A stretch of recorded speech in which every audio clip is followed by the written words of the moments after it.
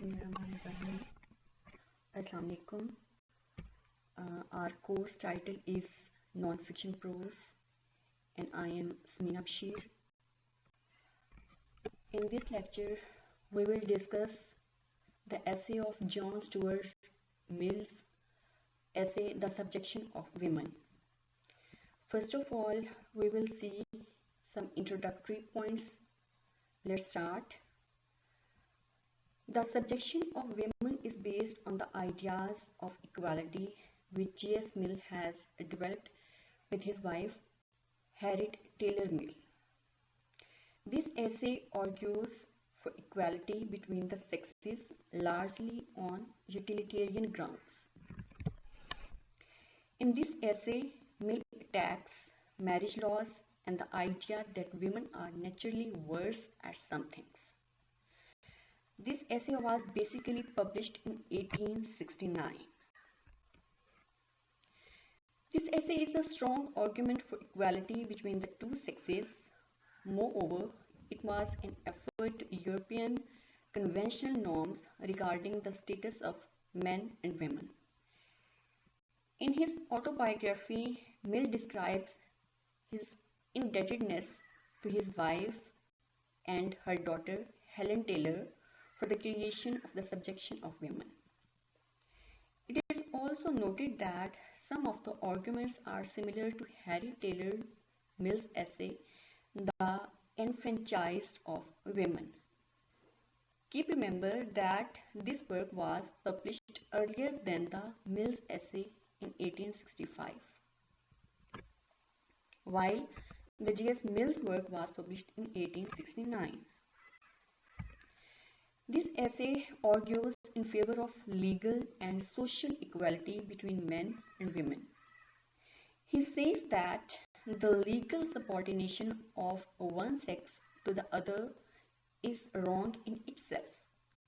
He also points out that it is one of the chief hindrances to human improvement. These were some of introductory points.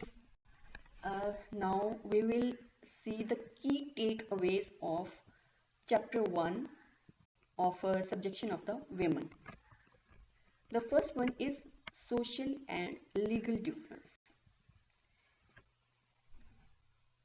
John Stuart Mill states that the goal of this work is to demonstrate that the social and legal dynamic between men and women is wrong, and one of the chief hindrances to human improvement. The second one is opinion on different matters. He has held this view for as long as he had opinions on social or political matters. The third one is suggestion for complete equality. In place of the existing social and legal dynamic, Mill suggests complete equality, admitting no power or privilege on the one side nor disability on the other.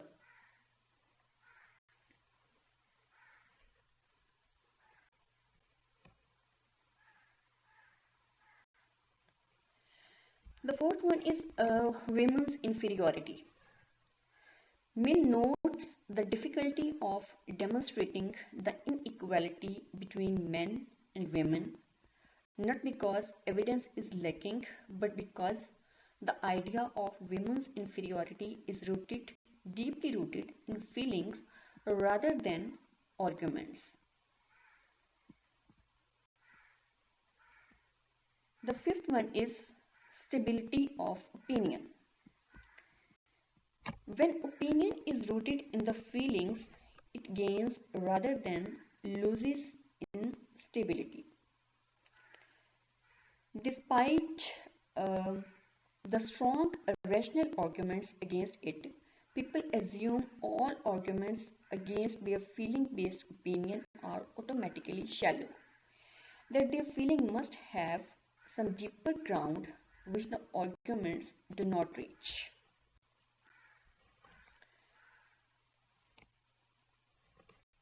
The next one is fallacious reasoning and justification. Consequently, people invent justifications and engage in fallacious reasoning when feeling-based opinions are challenged by strong arguments.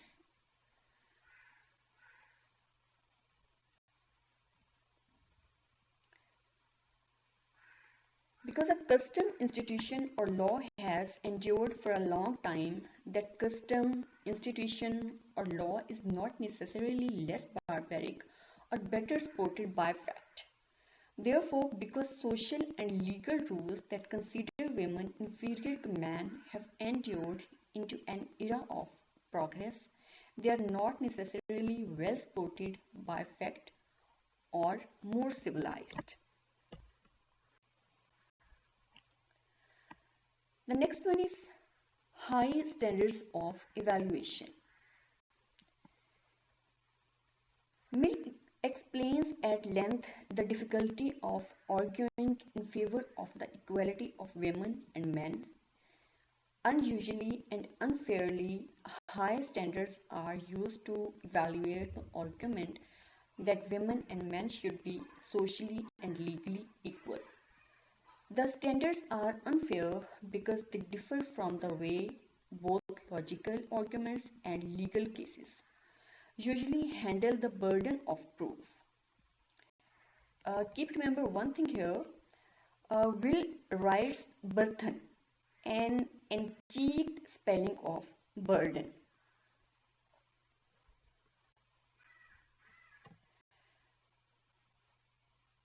The next one is exemplification. Usually the burden of proof lies with the affirmative. For example, the prosecution in a criminal case must prove a defendant is guilty.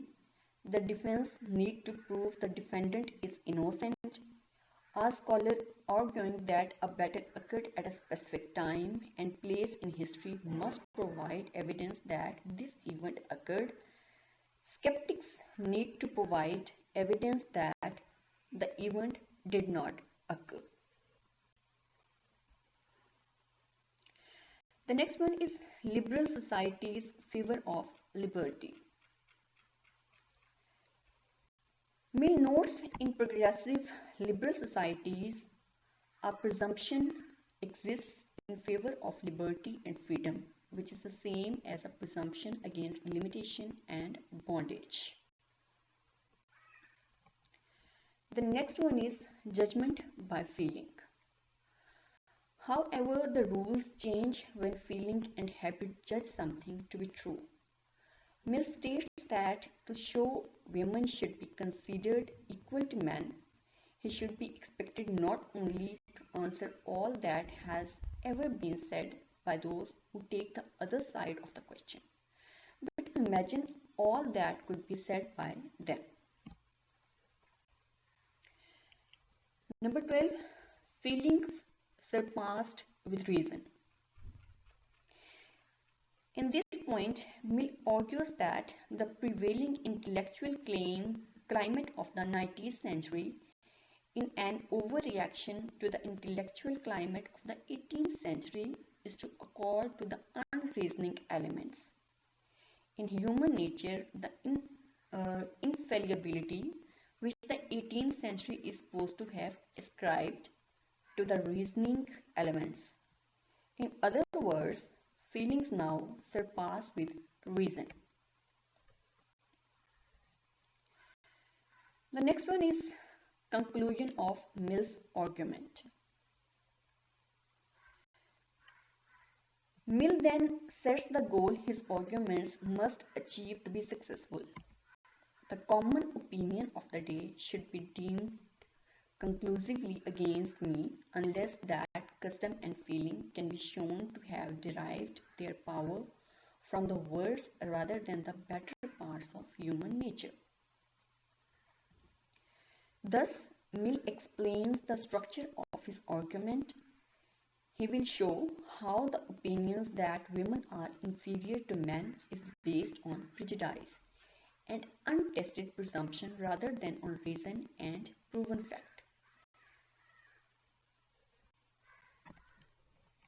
Next one is counterclaim. Here he counterclaims. Mill presents a counterclaim with some questionable evidence might exist supporting the idea that women should be subjugated by men. Number 16, societal arrangements for equality. Here he imagines that at the dawn of civilization, various social and legal arrangements were tried by a society. This imaginary society supposedly tried arrangements in which men and women were legally and socially equal, as well as arrangements in which women were completely subjected to men. Number 17, note of caveat. After trying these different arrangements, the society discovered that those in which women were completely subjected were most conducive to happiness and well-being of both. Its adoption might indicate they were the best arrangements at the time. Mill notes this caveat. In this imaginary case, for the subjection of women to perpetuate, it would need to be demonstrated that this arrangement continued to lead to the happiness and well-being of all people. In short, the experimentation with alternate social arrangements would have to continue consistently. Sense of inferiority in women. However, Mill observes that in actual history, ancient civilization did not try various social arrangements to choose one that best promoted the happiness and well-being of all people. The choice of social arrangement never was the result of deliberation or forethought or any social ideas or any notion whatever of what was best for society. Instead, the arrangements in which women are subjected to men came about because in ancient society, every woman, owing to the value attached to her man combined with her inferiority in muscular strength, was found in a state of bondage to some man. As a general rule, Mill states the first laws of a society simply take existing social arrangements and enshrine them by legislation, which is enforced by punishment. Number 19, the comparison between subjection and slavery.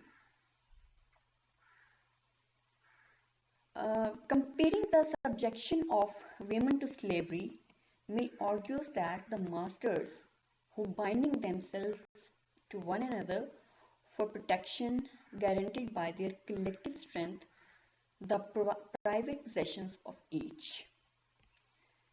In short, both women and slaves were viewed as possessions owned by men just as a parcel of land or a horse would be owned.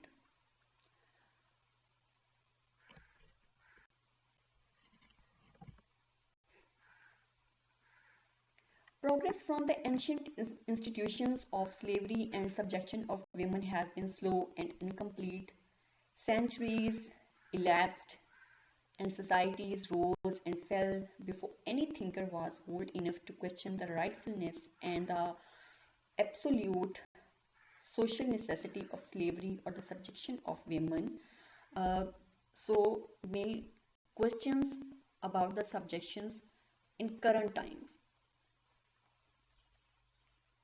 In his own times, Mill notes the slavery of the male sex has in all the countries of Christian Europe, at least though in one of them only within the last few years, been at length abolished.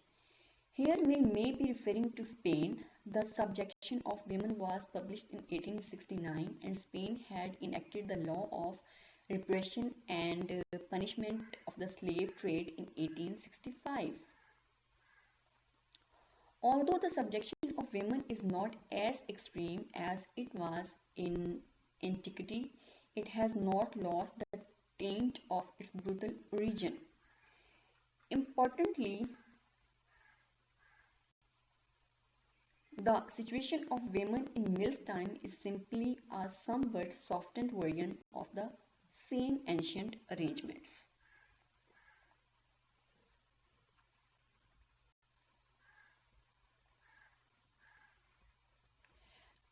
Because the subjection of women originates from an arrangement of the law of strongest, Mill argues its continued existence does not count in favor of its effectiveness or justness.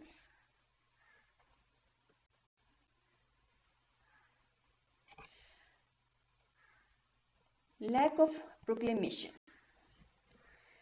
Mill explains how contemporary progressive societies like his believe they have eliminated institutions or arrangements that operate on the law of the strongest. That is, they believe nothing in their society is justified by the idea that might makes right. However, Mill dispels this optimistic mistake, repeating how difficult it is to budge a long held opinion, especially when that opinion helps people maintain position of power.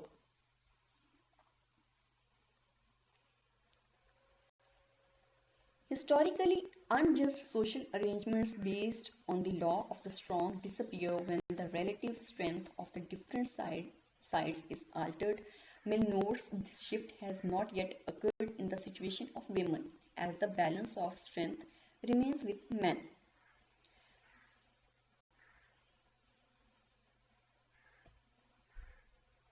The subjection of women persists largely because it does not proclaim its own origin and as discussion has not brought out its true character, is not felt to jar with modern civilization.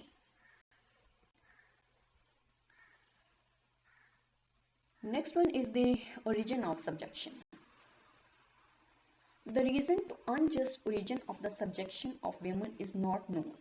Mill claims is because most people don't study history and haven't been to more primitive parts of the world where rule of the strong prevails, openly acknowledged and accepted as just. Here he provides a sketch of the history where society uh, generates a relationship to the rule of the strong. Mill says the first sprout of the progression toward equality began with ancient republics. For example, the Roman Republic. People of the noble and governing classes treated each other with mutual respect and recognized rights beyond what a person could obtain by force. In these ancient republics, noble and ruling classes harshly oppressed lower classes, slaves, and women. However, the small achievement of nobles treating each other equally presented a step forward.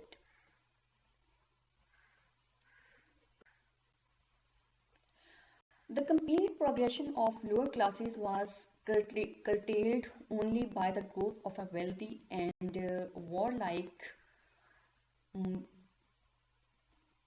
um, you can say, bourgeois and of a plebeian infantry, more powerful than undisciplined chivalry. Even then, the tyranny of aristocracy prevailed in much of Europe until the time of the French Revolution. The abolition of slavery, or at least the human treatment of slaves, was presented as a moral imperative in ancient Jewish law and by the Stoic philosophers of ancient Greece, beginning about 300 before Christ. However, the institution of slavery persisted until nearly the very day Mill published The Subjection of Women. Mill further notes that absolute monarchies still exist throughout much of Europe, even though successful examples of better systems are readily available. Such endurance serves as another example of how social arrangements based on the rule of the strong persist despite arguments and evidence against them. So in these cases, as in the subjection of women, Mill claims unjust and unequal arrangements persist because of the power of those in the superior position, while the yoke is naturally and necessarily humiliating to all persons. Those who impose the yoke, slavery and servitude, are intoxicated by their power. In the case of men subjecting women to servitude, the number of people who benefit is much greater than the number who benefit from general slavery or absolute monarchy. Only the wealthy have slaves, and not only one monarch rules a domain. Yet men make up roughly half the population in most societies. Every man wields power and benefits from it, regardless of his position in society. Moreover, the relationship of a man to his wife and daughters is closer than the relationship of a slave owner to slaves or a monarch to subjects. And this is very important. This closeness makes the subjection of women more difficult for them to resist. Mill argues because women have no means of combining against him and the strongest motives for seeking his favor and avoiding offense. The burden and danger any woman would endure to agitate against male domination are extreme. Hence, creating a whole movement of women campaigning against male domination is an extraordinary feat. Mill observes, which Mill observes. Mill addresses another objection to his argument. Some people will say slavery and monarchy are unnatural arrangements, but male domination of women is natural. Retorting rhetorically, Mill asks, was there ever any domination which did not appear natural to those who possessed it? Moreover, Mill observes slavery at times was supported by the idea that some groups of people were naturally slaves and others naturally their masters. In fact, he notes even great philosophical thinkers from antiquity, like Aristotle, argued in this manner. Absolute monarchy was also supported by the idea that it was the only natural form of government. Generally, Mill argues people believe that whatever they are used to is what is natural. Mill addresses another objection, that some people claim women voluntarily accept their position, whereas slaves and oppressed lower classes do not. Denying the truth of this claim, he points to the numerous societies and movements throughout the world that aim to improve the lot of women, declaring their lack of voice in government, for example, unjust and intolerable. Mill again says slavery and oppression of the lower classes are not different from the subjection of women. Historically, those who are under any power of ancient origin never began by complaining of the power itself, but only of its oppressive exercise. He demonstrates how the subjection of women is more pernicious in some ways than slavery. While a slave master might be satisfied with simple compliance, men want more from women, not merely to comply but to do willingly and happily what they are told. Because men want not a forced slave but a willing one. Men have sought to enslave women's minds. To this end, women are raised from childhood to believe themselves inferior and to be subservient. Mill offers these considerations to explain the persistence of the subjection of women. Every conceivable circumstance conspires to keep women subservient and dependent. And rather than being natural or voluntarily, this social arrangement persists. That women are customarily and typically subservient to men offers no argument for Mill in favor of social arrangements that perpetuate that dynamic. However, he goes further and claims there is no presumption in favor of this system of inequality of rights, but a strong one against it. A major intellectual and social development of the modern world is that individuals are allowed to pursue a path in life that suits their interests and talents, whereas in antiquity, a person's birth situation determined their path for the most part. Mill argues it is now the prevailing wisdom in modern countries that freedom and competition will lead to the best outcomes. Specifically, limiting what people can do ahead of time in the form of law and socially enforced custom is seen as foolish. Women are not inherently unfit to do anything and are not inferior to men in any way. With the exception of relative levels of physical strength, Mill claims any other perceived inferiority is the result of the laws and customs that oppress women and prevent them from developing their talents.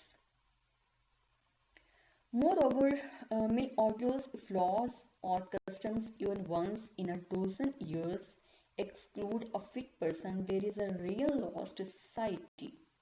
No legal barrier prevents any man from obtaining whichever job or position he wants. Man can begin humbly and obtain great wealth and social standing in their lives. On the other hand, law and custom bar women for social mobility. These considerations lead Mill to highlight the unfortunate oddity of the subjection of women in progressive societies. He argues that the arrangement is a solitary, decrepit relic of antiquity that stands intact while everything else like it has been obliterated. Furthermore, he contends the points he has made demand serious consideration be given to trying out an alternative, a social arrangement in which women and men are held to be socially and politically equal. No actual experience of an egalitarian society exists by which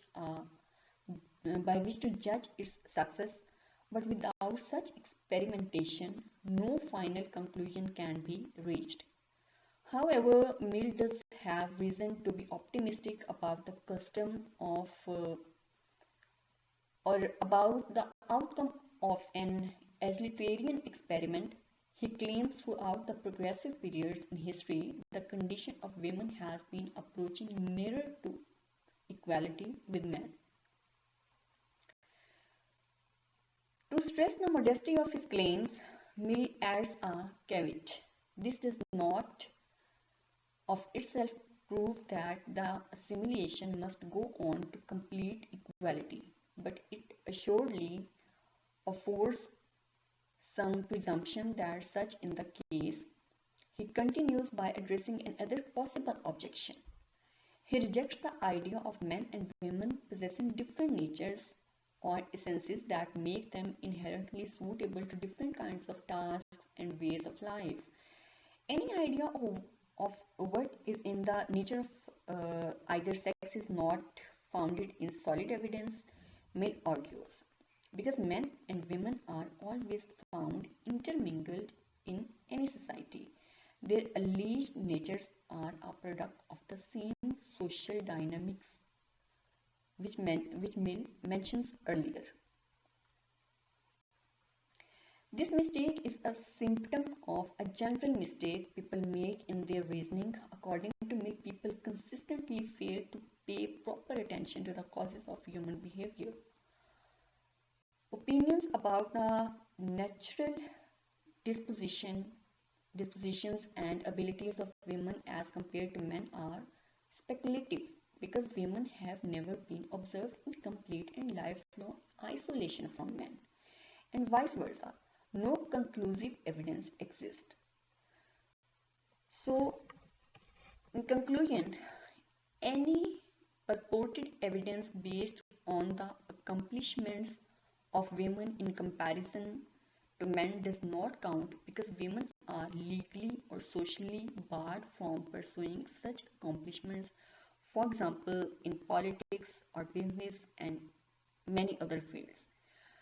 Again, Mill insists the only way to settle the matter to try a different social arrangement. Finally, Mill reiterates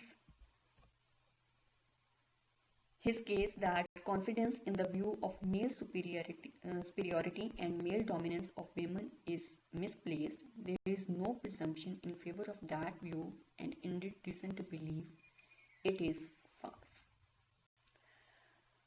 So, this was the major key takeaways of first chapter of the subjection of women. I hope you have learned and understand well. Thank you so much. Allah Hafiz.